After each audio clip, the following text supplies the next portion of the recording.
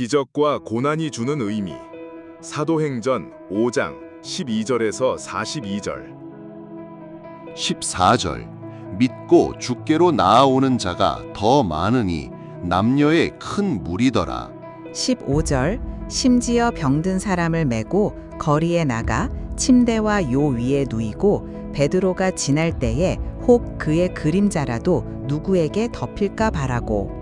16절 예루살렘 부근에 수많은 사람들도 모여 병든 사람과 더러운 귀신에게 괴로움 받는 사람을 데리고 와서 다 나음을 얻으니. 17절 대제사장과 그와 함께 있는 사람 즉 사두개인의 당파가 다 마음에 시기가 가득하여 일어나서. 18절 사도들을 잡아다가 옥에 가두었더니. 19절 주의 사자가 밤에 옥문을 열고 끌어내어 이르되. 20절 가서 성전에 서서 이 생명의 말씀을 다 백성에게 말하라 하매. 38절 이제 내가 너희에게 말하노니 이 사람들을 상관하지 말고 버려두라. 이 사상과 이 소행이 사람으로부터 났으면 무너질 것이요. 39절 만일 하나님께로부터 났으면 너희가 그들을 무너뜨릴 수 없겠고 도리어 하나님을 대적하는 자가 될까 하노라 하니. 40절 그들이 옳게 여겨 사도들을 불러들여 채찍질하며 예수의 이름으로 말하는 것을 금하고 놓으니. 41절 사도들은 그 이름을 위하여 능욕받는 일에 합당한 자로 여기심을 기뻐하면서 공회 앞을 떠나니라. 42절 그들이 날마다 성전에 있든지 집에 있든지 예수는 그리스도라고 가르치기와 전도하기를 그치지 아니하니라. 아멘.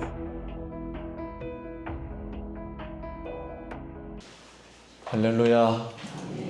성도님 만나서 반갑습니다. 우리 옆 사람 인사부터 한 주간 평안하셨습니까?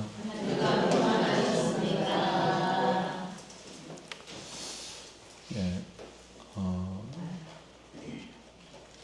우리 새벽에 우리 조규남 집사님과 개인 성경 공부를 하고 있는데 그 성경 내용의 기초인 예수 그리스도의 십자가, 우리 예수님께서 우리의 죄를 사망과 죽음과 사단과 우리 속에 있는 모든 상처, 거절, 불안, 두려움, 근심, 걱정을 예수의 십자가에서 다 사하시고 다 녹여주시고 우리를 구원하여 영생으로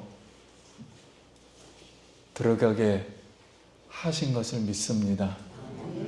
성도님들 오늘도 예수의 피로 다 사함을 받고 마음이 녹아지고 예수의 마음이 되어서 하나님께 영광이 되고 또 한 주간 영원히 소송하는 한 주 되길 간절히 기도합니다. 오늘 이 시간 은혜 받을 말씀의 제목은 기적과 고난이 주는 의미입니다. 우리 한번 따라해 볼까요? 기적과 고난이 주는 의미. 기적과 고난이 주는 의미.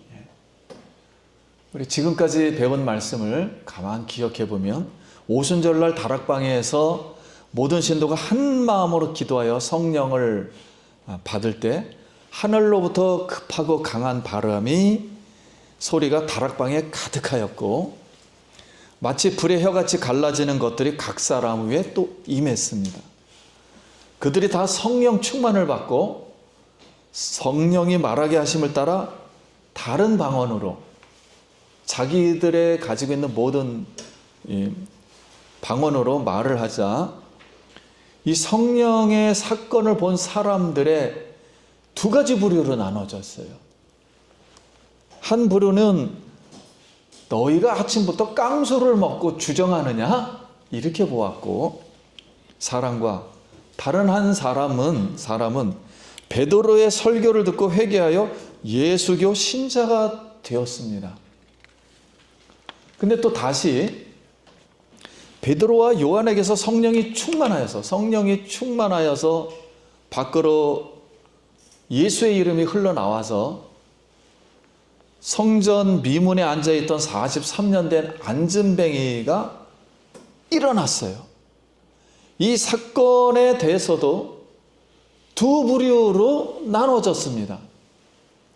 한 부류는 베드로의 설교를 듣고 3,000명과 5,000명이 회개하고 유대교에서 예수교로 개종을 하였는데, 다른 한 부류는 권세자들과 종교 당국자들은 베드로와 요한을 투옥시키며 다시는 예수님의 이름을 말하지 말라 이렇게 거부하였습니다. 그리고 또 사도행전은 아나니아 삽비라의 구제 사건도 성령의 말하게 하심을 따라서 그들 부부 속에 가득 찬 사단의 거짓말이 드러나서 그들의 영혼이 떠나 죽는 사건으로 사도들을 통해서 민간에 수많은 기적과 표적이 일어났습니다. 그래서 수많은 사람이 다시 또 몰려왔어요. 뭐 귀신 들린 자, 손수건에 그림자만 밟아도 낫고 병든 사람이 이렇게 나았습니다. 그런데 이 사건을 보고서도 아나니아와 삽비라의 사건도 두 부류로 나눠졌습니다. 한 부류는 표적, 우리가 표적이라면 표지판이라고 그러죠. 영적 신호. 믿는 사람들은 다 크게 두려워해서 하나님에 대한 경건을 가지게 되었어요. 그래서 경건한 마음을 가지고 솔로몬 행각에 다시 말씀을 들으러 모였습니다. 그런데 다른 한 부류는 감히, 성경에 이렇게 기록되어 있어요. 감히 신자들과 상종하는 사람들이 없더라 그랬습니다. 상종을 하지 않았어요. 그래서 우리가 여기서 이제 주의 깊게 보아야 할 단어는 표적이라는 단어예요. 기적이라는 단어입니다. 즉 어떤 사건과 표적, 이런 기적을 말합니다. 쉽게 말하면 우리에게 어떤 사건과 표적과 기적이 일어나는 것은 우리에게 주는 어떤 영적 신호를 말하는 것입니다. 영적 신호를 주려고 하는 거예요. 메시지를. 그러면 성도님, 우리 생활 속에서 크고 작은 어려운 일들이 막 일어납니다. 어떤 때는 병도 들고 인간관계도 가족, 이웃, 친지들과 막 나빠지기도 하고 교통사고도 나고 회사 문제도 생기고 어떤 때는 일이 슬슬 풀려서 좋은 일도 있는데 어떤 때는 브레이크 걸고 딴지거는 못된 사람들도 만나고 나쁜 일도 당하고요. 어떤 때는 중요한 것 잊어버려서 일을 잘못하거나 요새는 또 핸드폰 실수 많이 해가지고 또 글을 잘못 쓰거나 엉뚱한 거 잘못 눌러서 일을 발생시키고 또 어떤 분들은 교회에서 기도하다 영적 체험도 하고 성경을 읽다가 생각지 못한 구절로 감동도 받고 찬양하다 마음과 몸이 가벼워지고 근심 걱정이 사라지고 확신과 용기도 얻고 병 고침도 받아요. 그리고 새로운 어떤 비전도 생기고 확신도 생깁니다. 자, 이 모든 것을 보통 기적이라고 말합니다. 표적. 은혜를 받았다 그랬죠. 은사를 받았다. 할 수가 있는데 우리에게 주는 이런 영적 신호로 메시지와 교훈을 우리에게 주려는 것이기 때문에 이것에 대해서 우리가 반응을 잘해야 됩니다. 이것도 두 가지로 나눠지게 돼요. 그래서 사랑하는 성도님, 나에게 주는 신호라 생각하고 두렵고 이 경건한 마음을 가지고 성령님만 의지해서 예수 믿음으로 하나님께 모든 걸 맡기고 말씀과 기도에 전무하여 하나님께 영광 돌리길 예수님의 이름으로 기도합니다. 네. 그래서 항상 우리는 성령이 지금도 일하고 계심을, 하나님이 우리에게 일하고 계심을 눈여겨봐야 돼요. 기도가 어떻게 이루어지는지. 그러면 17절부터 21절 다시 한번 제가 읽어보겠습니다. 대제사장과 그와 함께 있는 사람, 즉 사두개인 당파가 다 마음에 시기가 가득하여 일어나서 사도들을 잡아다 옥에 가두었더니 주의 사자가 밤에 옥문을 열고 끌어내어 이르되 가서 성전에 서서 이 생명의 말씀을 다 백성에게 말하라 하며 그들이 듣고 새벽에 성전에 들어가 가르치더니 대제사장과 그와 함께 있는 사람들이 와서 공회와 이스라엘 족속의 원로들을 다 모으고 사람을 옥에 보내어 사도들을 잡아 오라 하니. 여기에 우리 성경에는 그때라는 단어가 하나 빠져 있어요. 헬라어 원문이 하나 빠져 있습니다. 그때라는 단어가 생략되어 있는데 이 그때에는 어떤 때냐면 아나니와 삽비라 사건이 일어나고 그로 인하여 교회에 경건한 두려움이 생겨서 가득하면서 일부는 절교를 선언하고 떠난 사람도 있었지만 더 많은 사람들이 와서 병도 고침을 받고 교회 안으로 몰려오는 그 부흥의 때를 말합니다. 이때 대제사장과 사도계인들, 계파가 본인들의 교권 상실이죠. 자신들의 명예와 실제, 오늘날 말하면 밥그릇이죠. 이걸 지키려고 두려움으로 사도들을 시기라는 것은 여기서 분노했다는 거예요. 분노하여 투옥해서 매질을 하였습니다. 그때 매질은 40의 가만매 39대를 맞은 거예요. 그러니까 엄청 맞은 거죠, 사도들이. 오늘날도 복음 전하면은 실제 감옥에 많이 가지는 않지만 굳어진 전통과 얄팍한 경험과 예수의 생명의 복음을 막 묶어두려고 해요. 막 그게 일어납니다. 우리의 전통과 우리의 욕망에 의해서 이렇게 묶어져요. 그런데 그날 밤에 천사가 사도들을 추록시킵니다. 그날 밤에. 그러면서 하시는 말씀이 가서 성전에 서서 이 예수의 생명을 다 백성에게 말하라. 이렇게 명령을 또 내립니다. 그럼 우리 한번 생각해 보세요. 성전에 가서 예수 그리스도를 진짜 증거했어요. 바로 나와가지고. 증거하자 그날 아침에 대제사장과 당국자들이 들었어요. 그래서 다시 가서 그들을 잡아다가 다시 공회에서 이들이 신문을 받았습니다. 그러면 이 사도들이 이 다시 신문을 받으면서 왜 예수의 이름으로 말하지 말라 그랬는데 갑자기 투옥됐던 사람들이 성전에 서서 복음을 전하냐 하고서 말하니까 사도들이 세 가지로 다 말을 합니다. 이렇게 된 이유는 하면서 이 예수를, 우리가 전하는 예수를 너희들이 나무에 달아 죽인 예수였다. 두 번째는 예수를 너희 조상 하나님이 다시 살려셨다. 그리고 그 예수로 이스라엘의 회개와 제사함을 얻게 하려고 이스라엘의 임금님과 구주가 되신 분이다. 나는 이 일의 증인이다. 그 예수가 내 안에 들어와 있다. 이렇게 말을 했습니다. 그러면 우리는 여기서 왜 하나님은 사도들을 추록시켰을까 하는 거예요. 사두개인은 천사와 부활을 믿지 않습니다. 천사와 부활. 그런데 천사가 나타나서 살렸거든요. 그리고 실제로 천사가 한 말을 들어보면 이 성전에 가서 이 생명의 복음을 다 전하라 그랬어요. 그런 거 보면 성전 안에는 생명의 말씀인 예수가 없었어요. 그러니까 바로 생명의 말씀을 다 전하라 말이에요.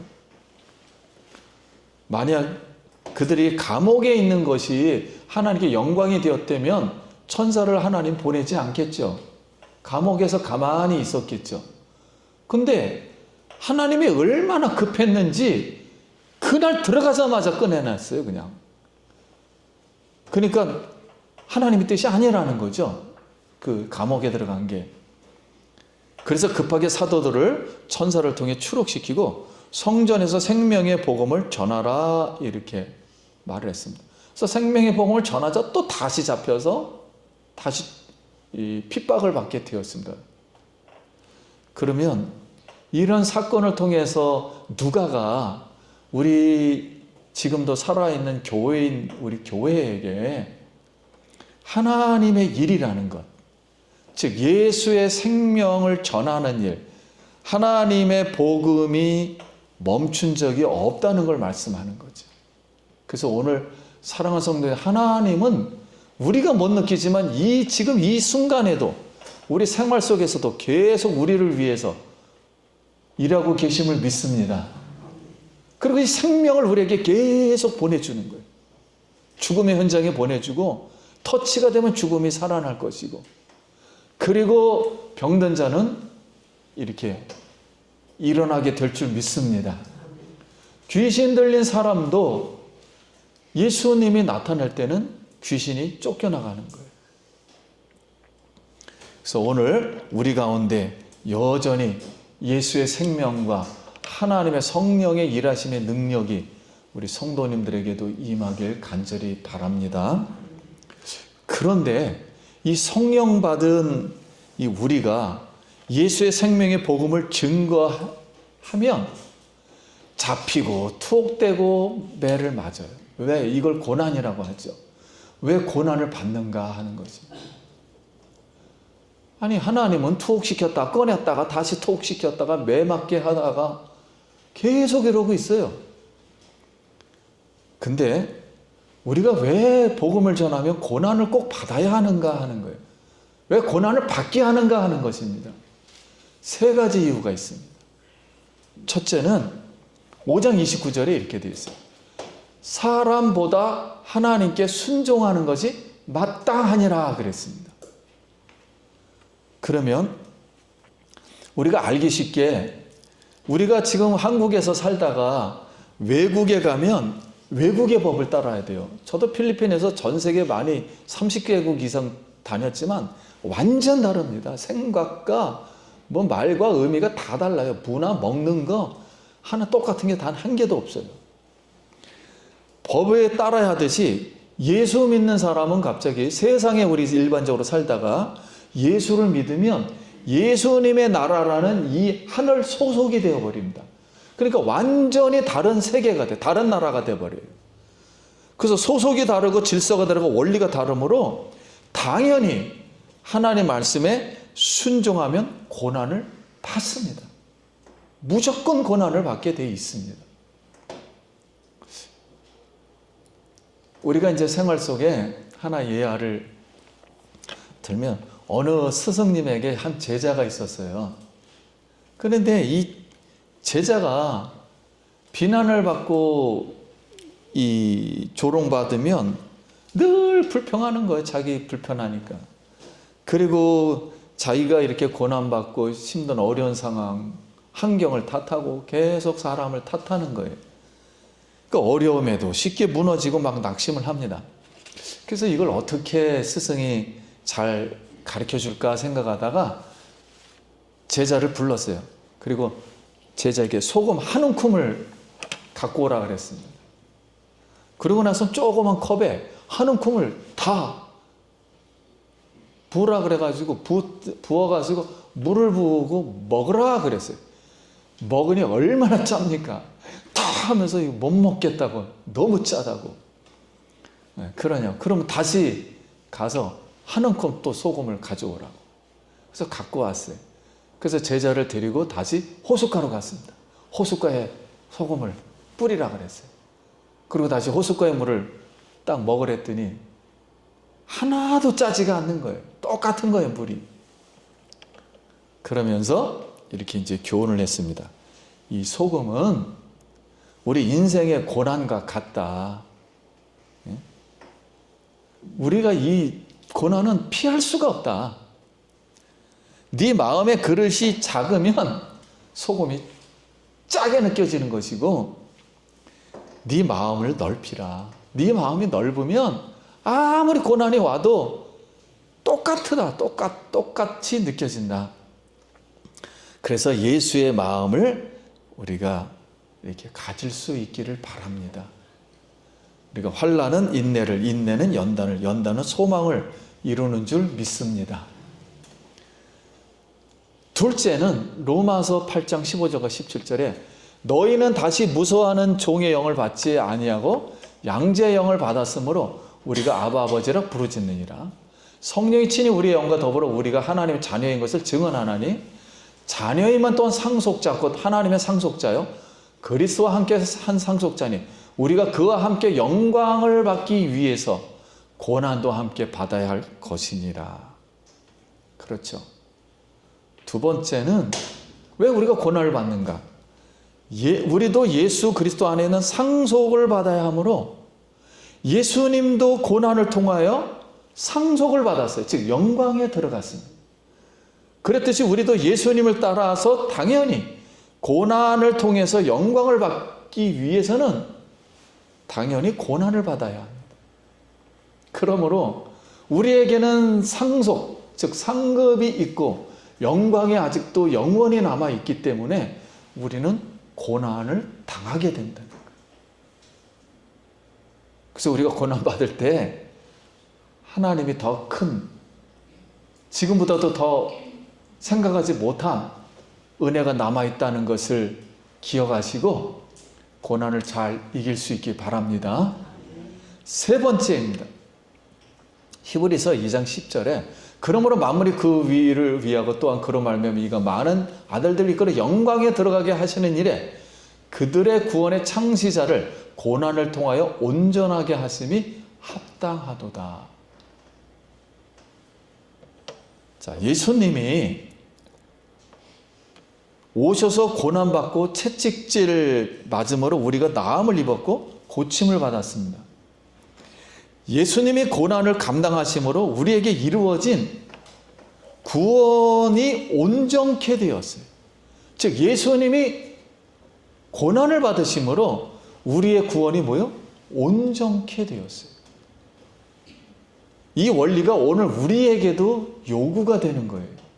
그래서 고난 당하는 것이, 내가 고난은 당하는 것이 베드로 후서에는 4가지 정도, 우리 예전에 부흥회 할 때 어느 목사님 와서 해주신 말씀이에요. 이유 없는 고난도 있다. 그랬어요. 내 차원에서 끝나는 게 아니라 나의 고난을 통해서 하나님의 복과 자비와 긍휼을 누릴, 내가 고난받으로 다른 사람이 은혜를 받고 자비를 받고 긍휼을 받을 일이 있다는 거예요. 그들도 구원을 받을 수 있기 때문에 우리가 고난을 받는다는 거예요. 예수님이 고난받아서 우리가 구원에 이르듯이, 온전해지듯이 구원이 온전케 된다는 거예요. 그래서 사랑하는 성도님, 우리의 작은 고난이 장차 큰 영광으로 나타나서 온전케 되는 구원의 이 축복을 우리가 예수님의 이름으로 잘 받길 축원합니다.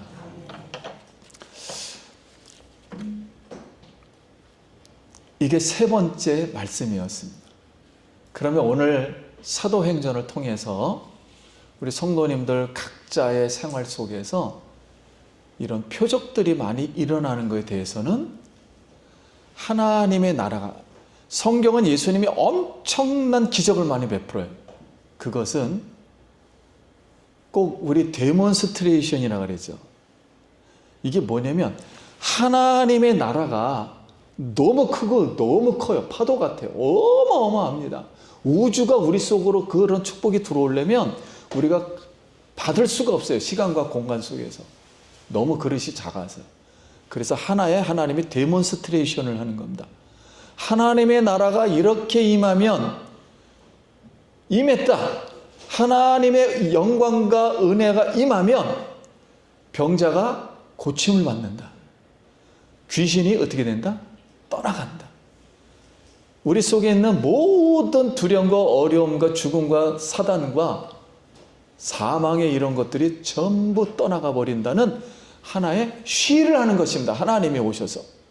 이게 바로 표적이라는 거예요. 즉 하나님의 나라가 우리 속에 임해서 온전한 하나님의 백성이 되고 있다는 하나님의 복을 말한 것입니다. 또 하나는 이런 복을 받을 때 고난이 임해요. 이 자체도 고난이 임합니다. 복음을 전할 때도.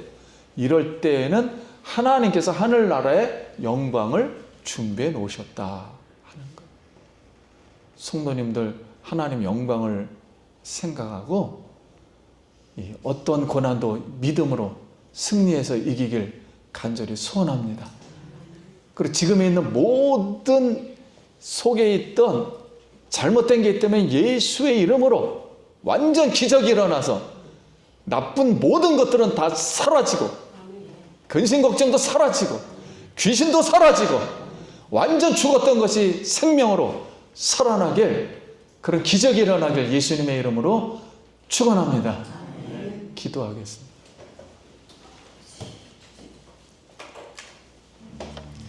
오늘 말씀을 생각하고 여러분 기억나는 게 있으면 우리 한번 십자가에 다시 한번 못 받고 다시 은혜를 받기 원합니다. 하나님의 은혜를 감사합니다.